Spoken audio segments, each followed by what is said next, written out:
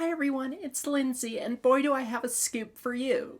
Now this is highly confidential, so don't tell anyone that I'm telling you this, but it's the 2024 MLB Umpire Cruise. Again, totally confidential, and not available at all to...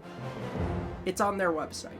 It's on their publicly accessible, don't have to log in website, even though it says confidential. Secrets. So much for the scoop, but let's dive in. I'm not going to do the full list. You can go to our website, classicalsports.com. We have the full list posted there, link in the description. But what we're going to talk about is notable changes. First of all, we had the retirements of Nelson, a chief, Hickok's not a chief. We had the promotion of Chris Guccione to crew chief to take over Nelson's spot. We had Wills and Vondrack that were promoted. So let's go over the actual crews to find some changes. I'm going to talk about crew movement laterally. What that means is an umpire who's like a number 3 that goes to a number 2. Number 2 is the backup crew chief role. So think of it this way. Each crew has a chief. If that chief goes down or is just not with the crew for whatever reason, they don't give him a replacement, the number 2 on the crew, the backup crew chief, becomes the crew chief for that crew for that interim period. Similar things if there's a long-term injured list, that you might have the number 2 serve as a crew chief for most of the season. So we have Quinn Wolcott becoming a number 2 on Adrian Johnson's crew. We have Barrett as a number 2 on Marquez's crew. Gibson, a number 2 on Diaz's crew. Rackley, a number 2 on Vanover's crew. Remember, Vanover took that nasty hit to the head on the throw at second base. Blakeney's now 3. DeJesus is a 3.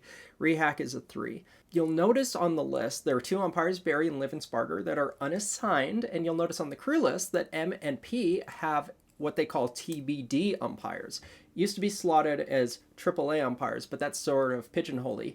They can jumble crews like that if they want to. So what this effectively means is if any of the crews, notably some of the longer tenured crew chiefs on that, for whatever reason go on injured list at the beginning of the year or at any other time, you can either slot in an unassigned on that, you can call up the AAA guy to backfill. You'll notice that a lot of the backup chiefs have significant MLB experience, like Crew A. Emil's backup is Fletcher, who actually has more MLB experience than his chief. Bellino and Cuzzy, similar situation. Miller and Eddings are tied. So that sort of gets a, if you need me, I'm here sort of approach to things. The final thing I want to talk about is the supervisor list. Reynolds has Emil, Johnson, Conroy, Carlson. Young has Bellino, Porter, Wagner. Everett has Miller, Marquez, Diaz, and Barksdale. Relaford has Tishner, Lane, and Guccione. Kellogg has Hudson, Isonia, and Hoy. I don't think Ron Kulpa is supervising his own crew, but then again, he can do whatever he wants. Some umpires have been in the league for a really long time. The longest tenured, of course, is Jerry Lane. And then a few years later, we have Phil Cuzzy, Angel Hernandez, and Larry Vanover.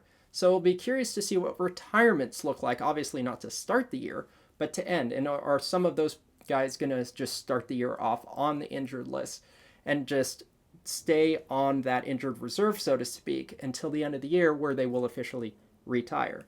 There are a bunch of people on that crew with experience levels in the 20s, and so it's sort of a new crop of when are the AAA umpires that are coming up going to get hired and who is going to be hired amongst them.